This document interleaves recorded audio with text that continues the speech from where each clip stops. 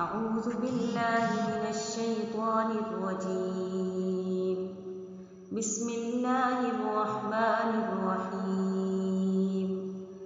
الرحمن علم القرآن خلق الإنسان علمه البيان.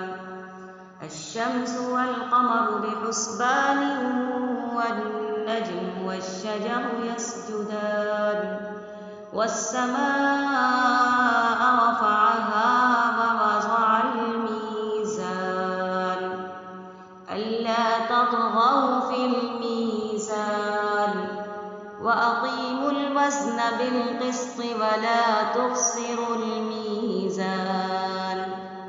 والأرض وضعها للأنام فيها فاكهة والنخل ذات الأكمام والحب ذو العصف والريحان.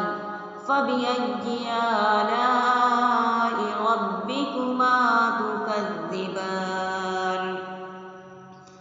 خلق الإنسان من صلصال كالفخار وخلق الجان من مارج من نار.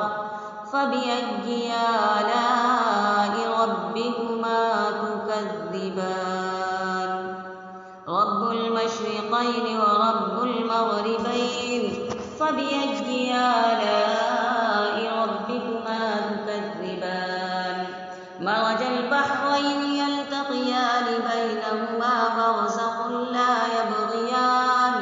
فبأي آلاء ربكما تكذبان. يخرج منهما اللؤلؤ والمرجان. فبأي آلاء ربكما تكذبان. وله الجوار المنشآت في البحر كالأعلام. فبأي آلاء ربكما تكذبان. كل من عليها فان ويبقى وجه ربك ذو الجلال والإكرام. فبأي آلاء ربكما تكذبان. يسأله من في السماوات والأرض كل يوم هو في شأن. فبأي آلاء ربكما تكذبان. سنفرغ لكم أيها الثقلان. فبأي آلاء ربكما تكذبان. يا معشر الجن والإنس إن استطعتم أن تنفذوا من أقطار السماوات والأرض فانفذوا لا تنفذون إلا بسلطان. فبأي آلاء ربكما تكذبان. يرسل عليكما شواظ من نار ونحاس فلا تنتصران. فبأي آلاء ربكما تكذبان. فإذا انشقت السماء فكانت وردة كالدهان. فبأي آلاء ربكما تكذبان. فيومئذ لا يسأل عن ذنبه إنس ولا جان. فبأي آلاء ربكما تكذبان. يعرف المجرمون بسيماهم فيؤخذ بالنواصي والأقدام. فبأي آلاء ربكما تكذبان. هذه جهنم التي يكذب بها المجرمون.